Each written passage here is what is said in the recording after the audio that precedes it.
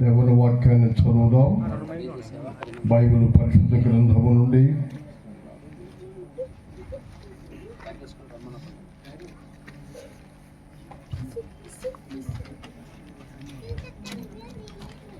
మరొకసారి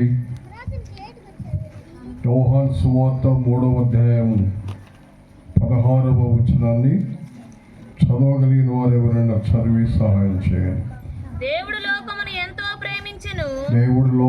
ఎంతో ప్రేమించెను ఆయన తన అద్వితీయ కుమారునిగా పుట్టిన వాని యందు విశ్వాసముంచు ప్రతివాడును నశింపక నిత్య జీవము పొందునట్లు ఆయనను అనుగ్రహించెను. దేవుడు తన వాక్యమును మన కొరకు దీవించును గాక. అందరూ ఆమేన్ చెప్దాం. దేవునికి స్తోత్రములు. ఈ గ్రామంలో ఈ సువార్త అందించడానికి నన్ను ఆహ్వానించినటువంటి దైవ సేవకులు ఇస్సాక్ గారికి ప్రభునామములో వందనములు. సహోదరుడు వారి ఇక్కడ స్థానిక పరిచర్యలో ఉన్నటువంటి సురేష్ వారి కుటుంబానికి కూడా ప్రభునామములు వందనములు. ఈ సభకు విచ్చేసినటువంటి దేవుని పిల్లలను మీకు ప్రభువైన యేసుక్రీస్తు నామములో వందనములు చెల్లిస్తున్నాం. దేవుడు మంచి వాతావరణం ఇచ్చారు. మరి ఈ ప్రాంతంలో ఉన్న ప్రజలను ప్రేమించి ఈ కోడికనిచ్చారు. దేవునికే మహిమ కలుగును గాక. దైవ సేవకులు ఈ వచనములో నుంచి కొన్ని తలంపులు మీతో పంచుకున్నారు. నా వంతు నేను కూడా ఈ బాబుని ఎవరో కొంచెం వారి తాలూకు ఎవరు వారు తీసుకో. చాలా పర్యాయములు మనకు వచ్చే ప్రశ్న ఏంటంటే అసలు దేవుడు ఉన్నాడా? కొన్నిసార్లు దేవుడు ఉన్నాడా? రెండవది, దేవుడు ఉంటే ఆయన నన్ను ప్రేమించుచున్నాడా? నన్ను గురించి ఏమనుకుంటున్నాడు? నన్ను గురించి ఏమి తలంచుచున్నాడు? 3, ఒకవేళ నన్ను ప్రేమిస్తే ఆయన నన్ను ప్రేమించినట్టు రుజువేంటి? నాకేం చేశాడు నన్ను ప్రేమిస్తే? ఇలాంటి ఆలోచనలు చాలా మందిలో ఉంటాయి. బైబిల్ గ్రంథం మాట్లాడుతుంది దేవుడు ఉన్నాడు అని మాట్లాడుతుంది. దేవుడు ఉన్నాడు అనటానికి రుజువేంటి? మనం చూచుచున్నటువంటి సృష్టి దేవుడు ఉన్నాడు అనటానికి రుజువు.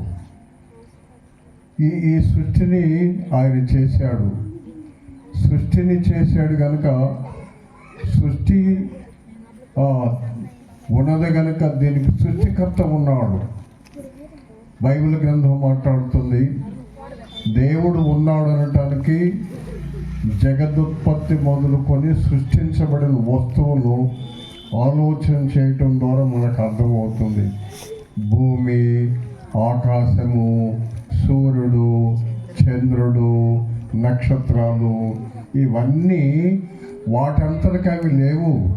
దీని వెనకాల సృష్టికర్త ఒక వ్యక్తి ఉన్నాడు అన్నమాట. దేవుడు ఉన్నాడు అనటానికి మనం చూచుచున్నటువంటి ఈ సృష్టి ఒక రుజువు.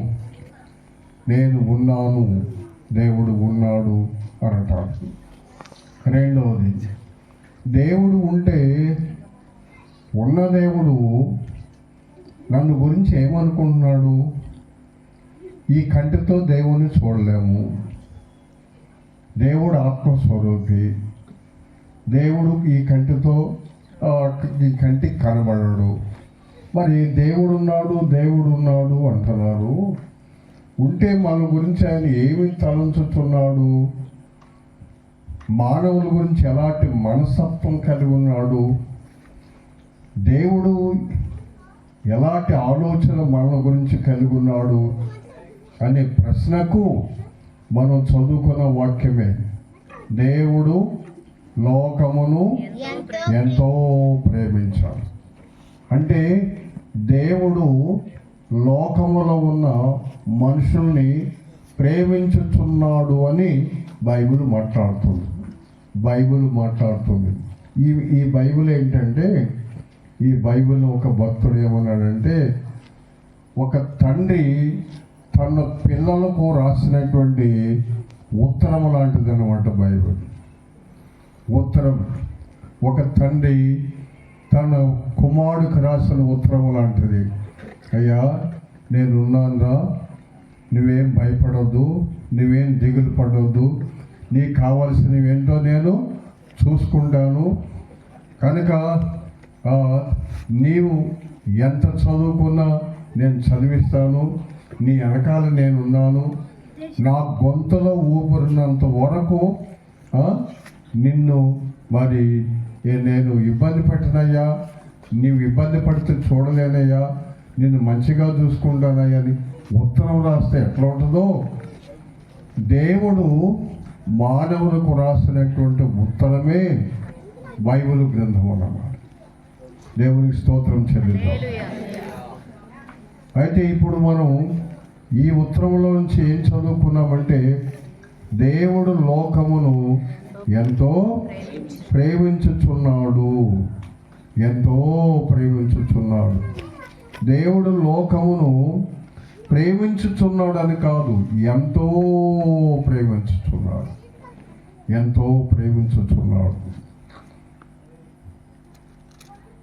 ఈ రాత్రి దేవుడు మనతో మాట్లాడుతున్నది ఏమిటంటే, నేను ఉన్నాను, నేను నిన్ను ప్రేమించుచున్నాను. ప్రతి ఒక్కరు కోరుకునేది ఏమిటి? భూమి మీద నన్ను ప్రేమించేవారు ఒకరు ఉండాలని కోరుకుంటారు. నన్ను ప్రేమించేవారు, నా విషయమే పట్టించుకునేవారు, నన్ను గురించి ఆలోచన చేసేవారు, నన్ను గురించి బాధ్యత తీసుకునేవారు, నా విషయమై మరి భారం కలిగిన వారు, నన్ను గురించి ఆలోచన చేసేవారు ఒకరు ఉండాలని ప్రతి ఒక్కరు కోరుకుంటారు. దేవుడు అంటున్నాడు, నేను నిన్ను ప్రేమించుచున్నాను అని మాట్లాడుతున్నాను. నేను నిన్ను ప్రేమించుచున్నాను. ఒకరెవరైనా మనల్ని ప్రేమించేవారు ఉంటే దానిని బట్టి మనకెంత సంతోషం కలుగుతుంది.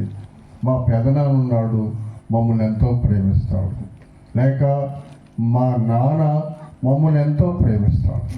మా మమ్మీ, మా అమ్మగారు మమ్మల్ని ఎంతో ప్రేమిస్తారు. ప్రేమించే తల్లిదండ్రులు ఉన్నప్పుడు ఆ బిడ్డలు ఎట్లుంటారు చెప్పండి? చింతలతో ఉంటారా?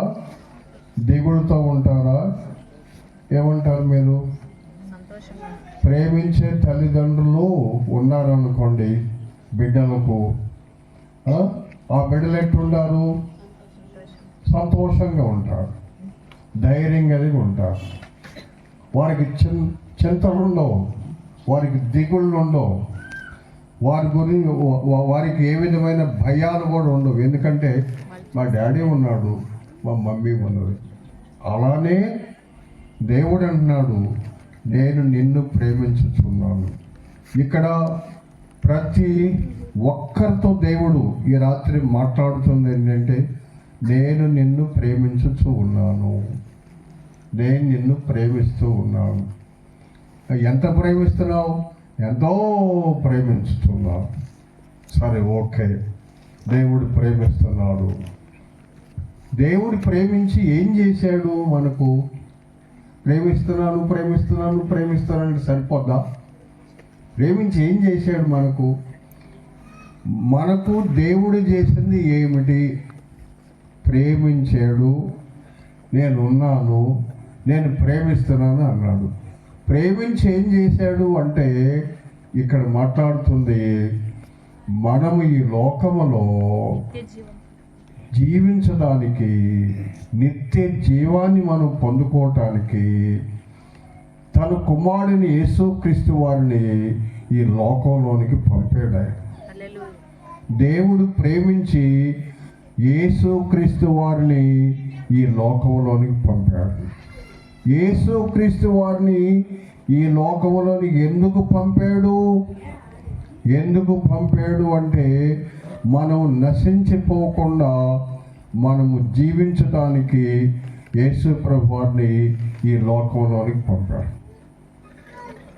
యేసుక్రీస్తు వారిని ఈ లోకంలోనికి పంపితే నాకేం ప్రయోజనము? యేసుక్రీస్తు వారిని దేవుడు ఈ లోకంలోనికి పంపాడు అన్నారు.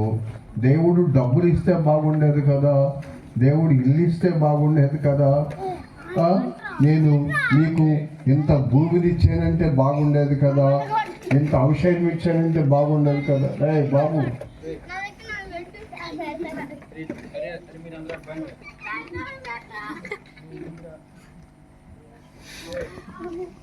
మరి తన సొంత కుమారుని ఈ లోకంలోనికి పంపేనన్నాడు. ఏమిటి?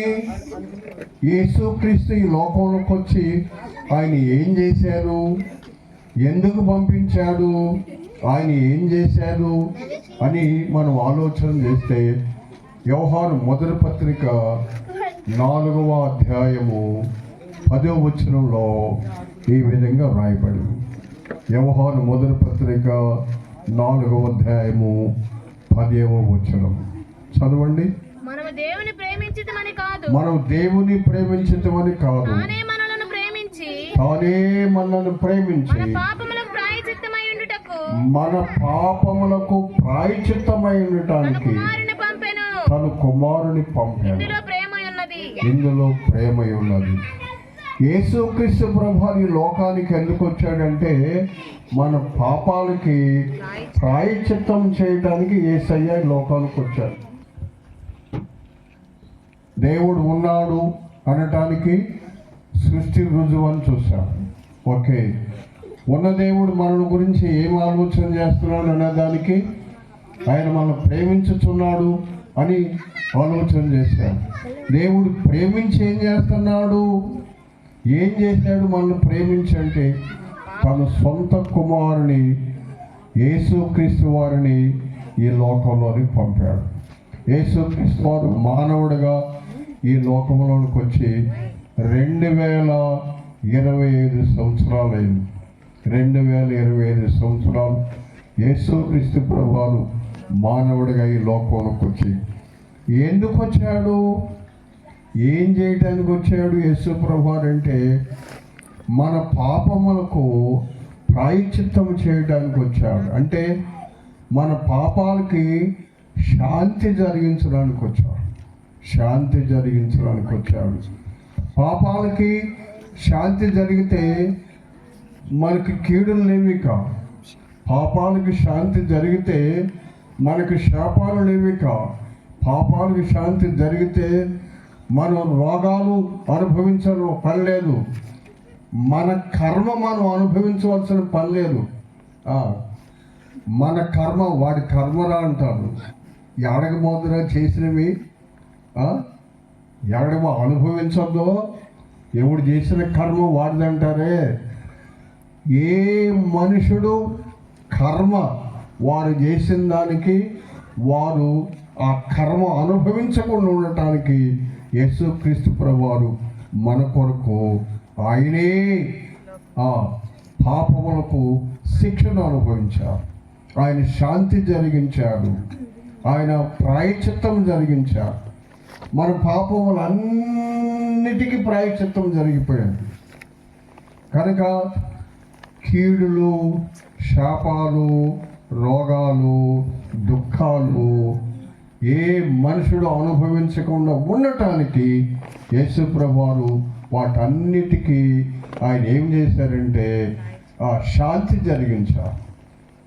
కొన్నిసార్లు మా గృహంలో ఏదో కీడు ఉంది, శాంతి జరిగించాలి, ఏదో చెయ్యాలి, లేకపోతే ఈ కీడులు పోయేటట్లేవు, ఏదో ఈ ఇంట్లో ఏదో ఒకటి ఉంది, శాపం ఉంది, శాపం పోవాలి, శాంతి జరిగించాలి అనుకుంటా. మన గృహాలలో మన జీవితాల్లో ఉన్నటువంటి ప్రతి చీడ పీడ శాపాలు పాపాలకి యేసుక్రీస్తు ప్రభువారు ప్రాయశ్చిత్తం జరిగించారు.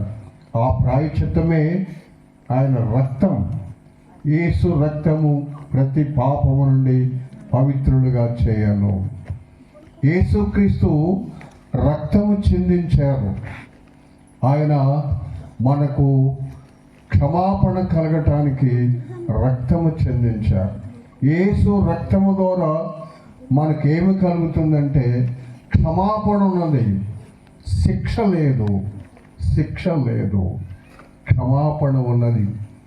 మనం చేసిన దానికి శిక్ష, నువ్వు చేసింది అడగబోద్ది అనుభవించవలసినటువంటి లేదు. ఆ శిక్ష యేసు ప్రభువారు అనుభవించారు. చూడండి, రోమీయులకు రాసినటువంటి పత్రిక 8వ అధ్యాయం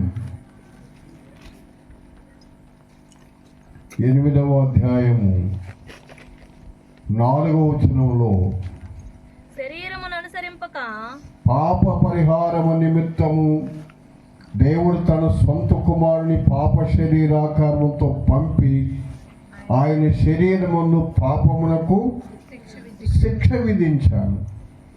మన పాపానికి వచ్చే శిక్ష యేసు ప్రభువారు అనుభవించారు సిలువలో. ఆయన శరీరమందు కొరడా దెబ్బలు, శరీరమందు కొరడాలతో ఆయన కొట్టబడ్డాడు. ఆ కొరడాలతో ఆయన శరీరము చీల్చబడినది, మేకులతో ఆయన చేతులు గుచ్చబడినవి, ముళ్ళతో తల గుచ్చబడినది, బల్యముతో ఆయన ప్రక్క పొడవబడినది. ఇదంతా ఎందుకంటే మనం అనుభవించవలసినటువంటి పాపాలకి శాపాలు, మరి శిక్షను మనం అనుభవించాలి. ఆ శిక్ష యావత్తు సంపూర్ణముగా యేసుక్రీస్తు ప్రభువారు అనుభవించారు. కనుక మనకు శిక్ష లేదు. మన పాపానికి మనము కీడులు అనుభవించవలసిన పని లేదు. మన పాపాలకి మనం శాపాలు అనుభవించవలసినటువంటి పని లేదు. మన పాపాలకి మనం రోగాలు అనుభవించవలసినటువంటి పని లేదు. సంపూర్ణముగా ప్రభువైన యేసుక్రీస్తు వారు ఆ శిక్షను అనుభవించారు. దేవుని వాక్యము మాట్లాడుతున్నది. యేసుక్రీస్తు రక్తము ద్వారా మనకేమున్నదంటే క్షమాపణ ఉన్నది. చూడండి, మత్తయి సువార్త 26వ అధ్యాయము 28వ వచనము, ఇది నా రక్తము అనగా పాపక్షమాపణ నిమిత్తము అనేకుల కొరకు చిందించబడుచున్న నిబంధన రక్తము. యేసు రక్తము ద్వారా మానవాళికి ఏమున్నదంటే క్షమాపణ ఉన్నది.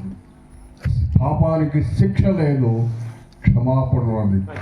యేసుక్రీస్తు పాపులను రక్షించడానికి వచ్చాడు, ఆయన శిక్షించడానికి రాలేదు. ఆ శిక్ష ఆయన భరించాడు. ఆయన మనల్ని క్షమించడానికి వచ్చాడు. ఈ క్షమాపణను మనము యేసుక్రీస్తు రక్తము ద్వారా పొందగలం.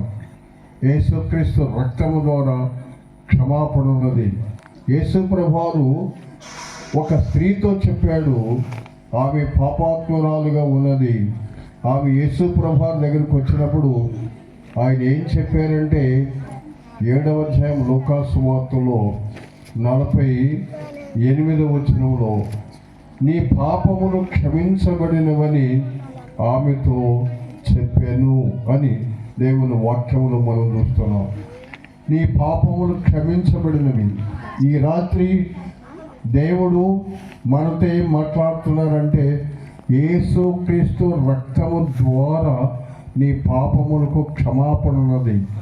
కనుక నీ పాపాన్ని గురించి నీవు అయ్యో ఈ శిక్ష వస్తుందేమో, అయ్యో ఈ కీడు వస్తుందేమో, నీవు కలవరపడవలసిన పని లేదు, భయపడవలసినటువంటి పని లేదు, దిగులు పడవలసిన పని లేదు, చింతపడవలసిన పని లేదు. ఎందుకంటే యేసుక్రీస్తు రక్తము ద్వారా ఆ క్షమాపణ మనకున్నది.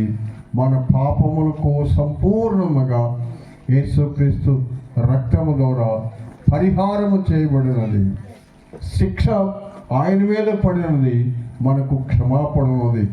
ఈ రాత్రి ఎవరైతే యేసుక్రీస్తునందు విశ్వాసం ఉంచుతాడో వారికి క్షమాపణ కలుగుతుంది, క్షమాపణ కలుగుతుంది. శిక్ష లేదు, క్షమాపణ కలుగుతుంది. ఆయన శిక్షించడానికి రాలేదు, ఆయన క్షమించడానికి వచ్చారు. ఎంత ఘోరమైనటువంటి జీవితాలు జీవించుతున్న వాడినైనా ఆయన క్షమించడానికి వచ్చాడు. అదే ఈ రాత్రి ప్రకటించమని దేవుడు కోరుతున్నాడు. ఆయన క్షమించే దేవుడు, ఆయన క్షమించడానికి సిద్ధమైన మనసు కలిగినటువంటి దేవుడు. అంత మాత్రమే కాదు, యేసుక్రీస్తు రక్తము ద్వారా మనము నీతిమంతులుగా తీర్చబడినాము. 5వ అధ్యాయంలో రోమీలకు రాసినటువంటి పత్రికలో, రోమీలకు రాసిన పత్రిక 5వ అధ్యాయంలో దేవుని యొక్క వాక్యము మాట్లాడుతున్నది. 9వ వచనం. కాబట్టి ఆయన రక్తము వలన ఇప్పుడు నీతిమంతులుగా తీర్చబడి, ఆయన రక్తం వలన ఇప్పుడు నీతిమంతులుగా తీర్చబడి మరింత నిశ్చయముగా ఆయన ద్వారా ఉగ్రత నుండి రక్షింపబడుదుము. యేసుక్రీస్తు రక్తము ద్వారా మనము క్షమించబడటం మాత్రమే కాదు, మనము నిర్దోషులుగా తీర్చబడతాం, నీతిమంతులుగా తీర్చబడతాం. యేసుక్రీస్తు వారు దోషులైన మనలను నిర్దోషులుగా చేయడానికి లోకంలోకి వచ్చాడు. దేవునికి స్తోత్రం చెల్లిద్దాం. ఒకసారి గట్టికి చెల్లిద్దాం. హల్లెలూయా. దోషులను నిర్దోషులుగా చేయడానికి యేసు ప్రభువు ఈ లోకంలోకి వచ్చాడు. నిర్దోషులు, నీతిమంతులు అంటే మనము నీతిమంతులుగా తీర్చబడటానికి ఆయన మన కొరకు పాపముగా చేయబడ్డాడు. ఆయన మన కొరకు పాపముగా చేయబడ్డాడు. మనకు నీతి యేసుక్రీస్తు ద్వారా దొరికినది. మనము దేవుని ఎదుట నిర్దోషులుగా ఉన్నాం. ఇప్పుడు పాపైన మానవుడు మరి అబద్ధాలు ఆడుతూ మోసాలు చేస్తున్నవాడు దేవుని దగ్గరికి వెళ్ళాలంటే వెళ్ళలేడు. అయితే నీతిమంతుడైన వ్యక్తి దేవుని దగ్గరికి వెళ్ళాలంటే ధైర్యంగా ఉంటాడు.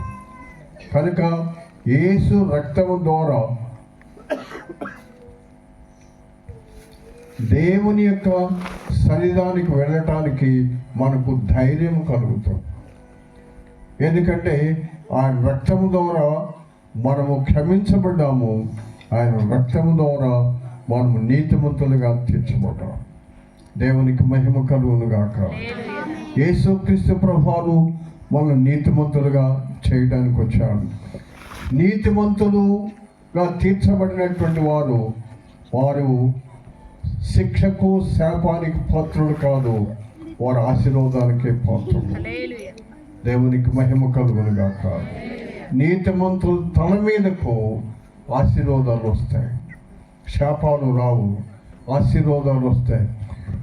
యేసు క్రీస్తును అంగీకరించిన దినము నుండి నీ కుటుంబం మీదకి ఆశీర్వాదాలే, సంతోషము, సమాధానము, సమృద్ధి, ఆరోగ్యము ఇవన్నీ నీ ఇంటి మీదకి వచ్చేస్తాయి, నీ ఇంటిలోనికి వచ్చేస్తాయి.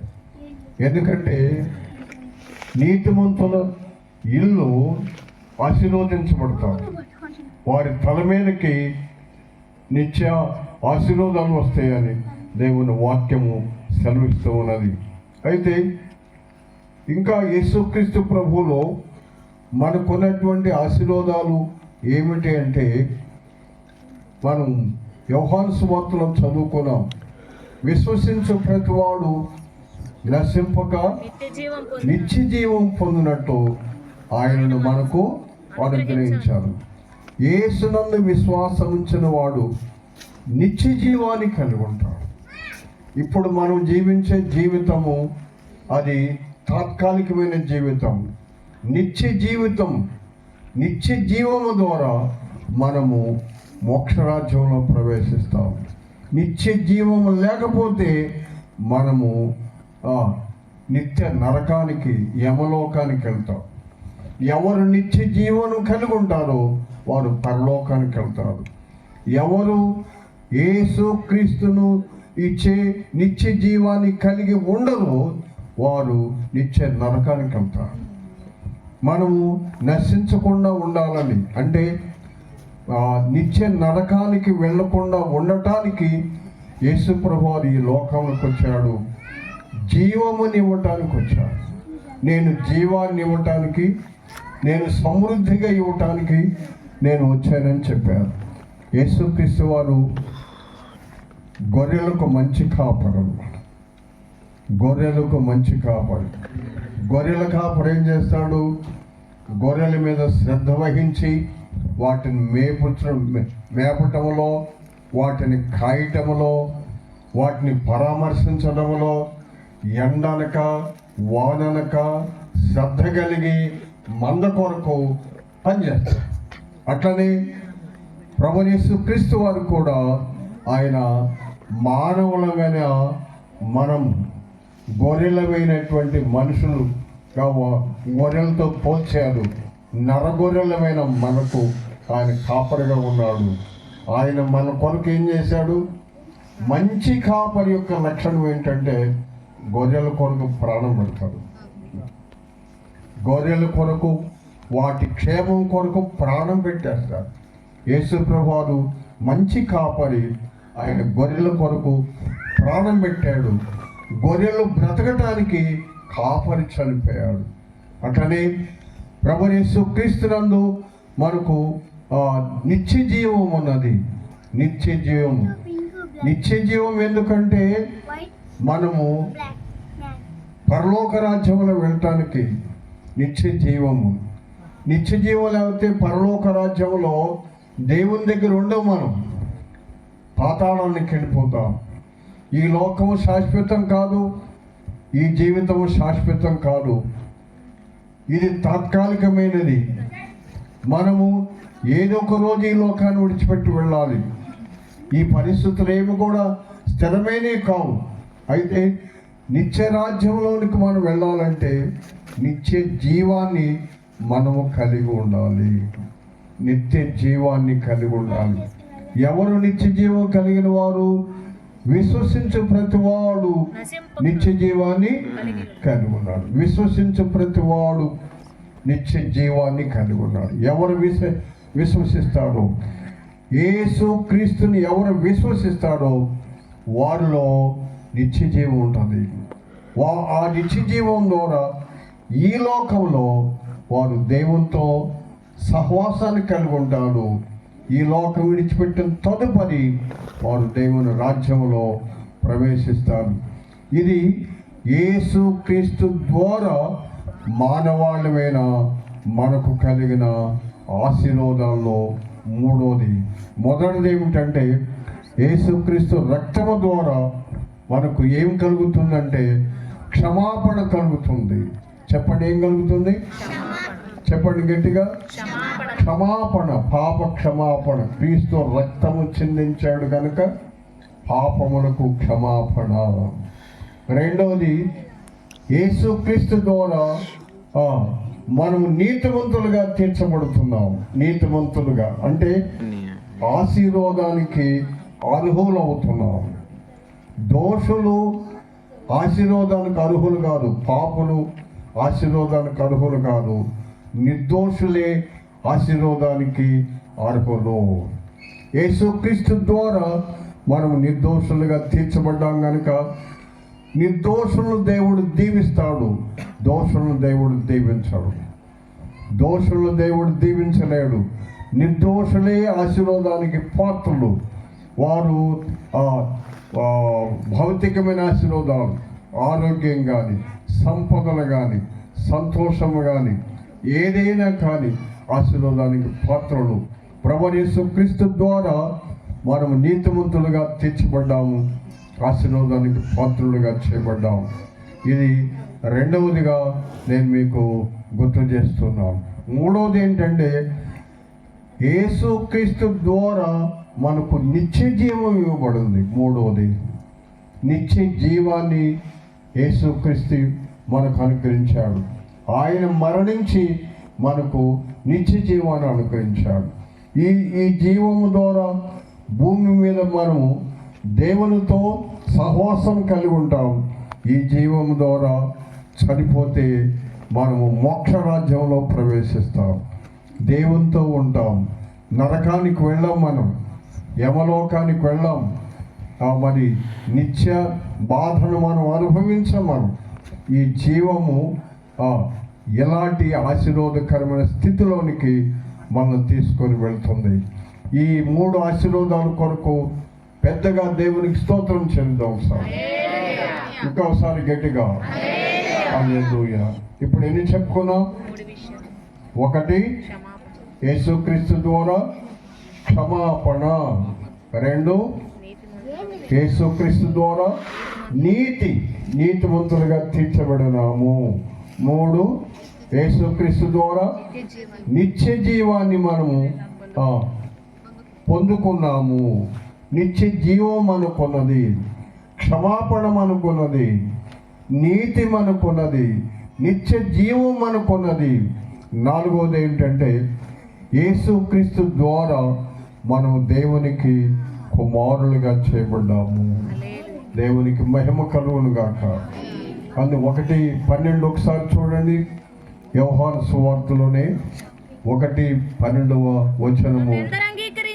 తన్ని అందరూ అంగీకరించరు అనగా తన నామమందు విశ్వాసం ఉంచు వారికి దేవుని పిల్లలగుటకు ఆయన అధికారం అనుగ్రహించారు. చాలు. ఈ సత్యం కొరకు ఒకసారి చప్పట్లు కొడతారా? ఎందుకుంటే చప్పట్లు, దేవుని కుమారులుగా మనము యేసుక్రీస్తు ద్వారా ఉన్నాము. దేవుని కుమారులు. ఇప్పుడు దేవుడు తండ్రి, మనం ఆయన పిల్లలం. తల్లిదండ్రులు పిల్లల విషయమై ఎంత బాధ్యత కలిగి ఉంటారు? తల్లిదండ్రులు పిల్లల విషయమై ఎంత బాధ్యత కలిగి ఉంటారు? చిన్నప్పుడైనా పెద్ద అయిన తర్వాత కూడా బాధ్యత కలిగి ఉంటారా? పెద్ద అయిన తర్వాత కూడా పిల్లల కొరకు తల్లిదండ్రులు బాధ్యత కలిగి ఉంటారా అన్నా? మరి పెళ్ళి అయిన తర్వాత కూడా బాధ్యత కలిగి ఉంటారా? ఉండరా? కోడలు అడుగుతాడు, అబ్బాయి అడగబోయాడు, అమ్మాయి ఏంది అబ్బాయి రాలేదంటారు. పెళ్ళైనా ఆమె భర్త అయినా ఈయనకే ఏమన్నాడు, అబ్బాయి పిల్లోడు రాలేదే, ఏమాయి పిల్లోడిని ఇంకా రాలేదే అంటే పిల్లోడి మీద ఉందంటే వృద్ధాప్యంలో కూడా పిల్లోడు కనపడలేదే అంట. పిల్లవాడు గొంతులో ఊపిరున్నంత వరకు తండ్రి పిల్లవాడి విషయంలో బాధ్యత కలిగి ఉంటారు. దేవునికి స్తోత్రం. అట్టనే దేవుడు యేసుక్రీస్తునందు మన బిడ్డలుగా అంగీకరించాడు. మన బాధ్యత భూమి మీద ఉన్నంత వరకు ఆయన తీసుకుంటాడు. దేవునికి స్తోత్రం. ఆయన ఎలాంటి తండ్రి? ప్రేమగల తండ్రి. ఇంకెలాంటి తండ్రి? ఆయన సామర్థ్యం గల తండ్రి. ఇంకా సామర్థ్యం అంటే శక్తి కలిగిన వాడు. కొందరు తల్లిదండ్రులు ఉండవచ్చు, అరే నేను చదివించలేనురా, నా వల్ల కాదురా, నేను ఇంతవరకు తీసుకొచ్చానురా, నీ కాళ్ళు తెచ్చానయ్యా, ఇక నీ కాళ్ళ మీద నువ్వు నిలబట్టు, నా వల్ల కాదయ్యా, నా పని అయిపోయిందయ్యా, చేతులు ఎత్తేస్తాం. దేవుడు శక్తి కలిగిన తండ్రి, దేవుడు సామర్థ్యత గల తండ్రి, దేవుడు నమ్మకమైన తండ్రి. ముదిమి వచ్చు వరకు ఎత్తుకున్న వాడును నేనే అని చెప్పారు. ముదిమి వచ్చు వరకు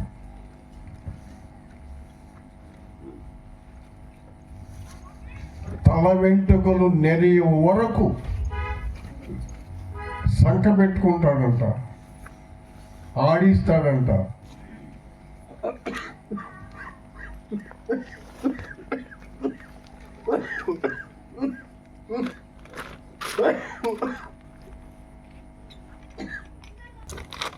ముదిమి వచ్చే వరకు అని ఎత్తుకునేవాడు, విడిచిపెట్టేవాడు కాదు. ఇది యేసుక్రీస్తు నందు మనకు దొరికిన ఆశీర్వాదం. యేసుక్రీస్తు నందు మనకు దొరికిన ఆశీర్వాదం ఏమిటి అంటే, మనం ఆయన పిల్లలం. దేవుడు తన బిడ్డలుగా మనల్ని అంగీకరించాడు. మన పోషణ ఆయన. మనం దిగులు పడవలసినటువంటి పని లేదు. కనికరం వల్ల తండ్రి ఉన్నాడు. నేను ఇంకా 2-3 మాటలు చెప్పి ముగించాలని ఆశపడుతున్నాను. ఎలాంటి మంచి స్థితి యేసుక్రీస్తు ద్వారా మనకు ఇవ్వాలని దేవుడు కోరుతాడు. 1, మన పాపముల క్షమాపణ. 2, మనం నీతిమంతులుగా తీర్చబడుట. 3, నిత్య జీవాన్ని మనం పొందుకొనుట. 4, దేవుని పిల్లలుగా మనము జీవించుట. ఇది ఆశీర్వాదం. ఆయన మనల్ని పిల్లలుగా అంగీకరించాడంటే సంపూర్ణంగా మన బాధ్యత ఆయన తీసుకున్నాడు. మన భారాన్ని ఆయన తీసుకున్నాడు. ఆయన భుజం మీద వేసుకున్నాడు. పిల్లల భారము తల్లిదండ్రులు ఎట్లా తీసుకుంటారో ఆయన నీకు సహాయం చేయవాడు. బైబిల్ గ్రంథంలో రాయబడింది, అడుగుడి మీకు ఇవ్వబడును. మీ పిల్లలు ఏదైనా అడిగితే మీరు ఇవ్వరా అని దీన్నే ప్రార్థన అంటారు. నీవు ఆరోగ్యం కొరకు అడిగితే తండ్రి నీకు ఆరోగ్యం ఇస్తాడు. నీవు ఐశ్వర్యం కొరకు, సంపదల కొరకు అడిగితే ఆయన నీకు సంపదలు ఇస్తాడు. నీవు చీకటి శక్తులు, పీడ, చీడ వాటి నుంచి విడుదల కొరకు అడిగితే ఆయనని విమోచిస్తాడు. ఈ రాత్రి నీ కుటుంబంలో ఎలాంటి అవసరత ఉందో, నీ కుటుంబంలో ఎలాంటి పరిస్థితులు ఉన్నాయో, నీ జీవితంలో ఎలాంటి పరిస్థితులు ఉన్నాయో, దేని ద్వారా నీవు భయపడుతున్నావో, నువ్వు చింతపడుతున్నావో, నువ్వు కృంగిపోయావో నాకు తెలియదు. యేసుక్రీస్తు నీకు చాలిన దేవుడు. అన్నిటికీ చాలిన దేవుడు, అన్నిటికీ సరిపోయిన రక్షకుడు. ఆయన దగ్గర ఈ 4 ఆశీర్వాదాలు ఉన్నాయి. ఈ విధమైనటువంటి ఆశీర్వాదాలు కలిగి భూమి మీద మరి ఆశీర్వాదకరమైన జీవితం, నెమ్మదితో కూడిన జీవితం, సమాధానంతో కూడిన జీవితం భూమి మీద జీవిద్దాం. అట్టి కృప దేవుడు మనకు అనుగ్రహించి మనలను, మన కుటుంబాలను, బిడ్డలను దీవించి మరి ఇలాంటి స్థితిలో మనం ఈ లోకంలో జీవించడానికి ఆయన మనకు సహాయం చేసి నడిపించును గాక. ఆమేన్ చెప్దాం గట్టిగా. ఆమేన్. ప్రార్థన చేసుకుందాం. అందరు లేచి నిలబడి 2 నిమిషాలు విన్నటువంటి విషయాలను బట్టి దయచేసి 2 నిమిషాలు లేచి ప్రార్థన. మనము దేవుని పిల్లలమయ్యాము. యేసు క్రీస్తులో మనము పరలోక పౌరులమయ్యాము. దయచేసి ప్రార్థన చేసుకోండి. Close your eyes. అందరూ మీ కళ్ళు మూసుకోండి. 2 నిమిషాలు ప్రభువును వేడుకోండి. యేసు క్రీస్తు ద్వారా మనకు పాప క్షమాపణ దొరికింది. యేసు క్రీస్తును బట్టి మనము నీతిమంతులమయ్యాము. యేసు క్రీస్తును బట్టి మనము దేవుని పిల్లలమయ్యాము. యేసు క్రీస్తును బట్టి మనకు భద్రత లభించింది. యేసు క్రీస్తును బట్టి మనకు క్షేమము దొరికింది. ప్రార్థన చేసుకోండి. 2 నిమిషాలు. నీవు చేయవలసిందల్లా ఒక్కటే, యేసు నాకు సహాయం చేయండి అని నీవు అడగటం ద్వారా 5 నిమిషాలు దయచేసి ప్రార్థన చేసుకోండి. 2 నిమిషాలు దయచేసి ప్రార్థన చేసుకోండి. 2 చేతులు ఆకాశం తట్టు చాపి, అయ్యా నన్ను నీ కుమారుడిగా చేసుకున్నారు, అయ్యా నన్ను నీ బిడ్డగా, నీ కుమార్తెగా స్వీకరించారు. యేసు రక్తము ద్వారా నా పాపములకు క్షమాపణ దొరికింది. యేసు రక్తము ద్వారా నన్ను నీతిమంతునిగా చేశారు. యేసు రక్తము ద్వారా నన్ను నిర్దోషిగా తీర్చారు. అందుకు కృతజ్ఞతలు చెల్లిస్తూ ఉన్నాను.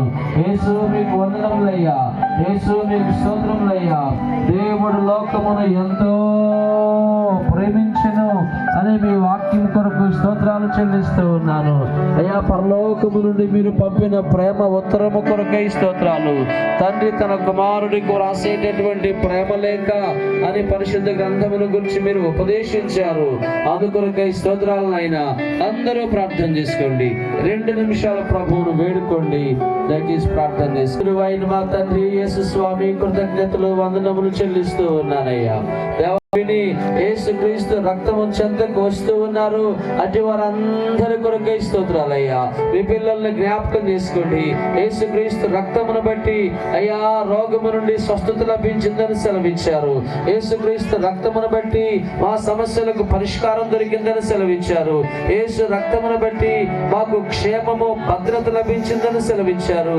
అయ్యా మీ ప్రజలను స్వస్థపరచుదురుగాక, క్షేమమునిచ్చుదురుగాక, సమాధానమునిచ్చుదురుగాక, కుటుంబంలో పరలోకపు ఆనందమును ఉంచెదురుగాక. అయ్యా మీరు సహాయం చేదురుగాక. ప్రతి విధమైన స్తబ్దతను యేసు రక్తమును బట్టి తొలగించుదురుగాక. ప్రతి విధమైన ఆటంకమును యేసు రక్తమును బట్టి మీరు తొలగించినందుకు కొరకే స్తోత్రాలయ్యా. మీ ప్రజలను దీవించినందుకు కొరకు వందనములు, ఆశీర్వదించినందుకు కొరకు వందనములు. చక్కని చల్లని ఆహ్లాదకరమైన ప్రశాంతపూరితమైన వాతావరణము కొరకే స్తోత్రాలు. ఎలాంటి తొందరలు లేకుండా మీరు జరిగించినందుకు కొరకే స్తోత్రాలు చెల్లిస్తూ ఉన్నానయ్యా. మీ ప్రజలను ఆశీర్వదించండి బాబు. ఈ సందేశం ఇంకా వారి గుండెల్లో పని చేయనట్లుగా, వారి గృహాలకు వెళ్ళిన తర్వాత కూడా ఈ మాటలు వారి హృదయంలో ఫలించినట్లుగా సహాయం చేయండి. మీరే మహిమ పొందండి నాయనా, బలపరచండి. మీ దాసులను ఇంకా అభిషేకించి వాడుకొనండి. యేసు పరిశుద్ధ నామమును బట్టి కృతజ్ఞతలు అర్పించి వేడుకొనుచు ప్రార్థించుచు ఉన్నాను మా పరమ తండ్రి. ఆమేన్. ఆమేన్. ఆమేన్.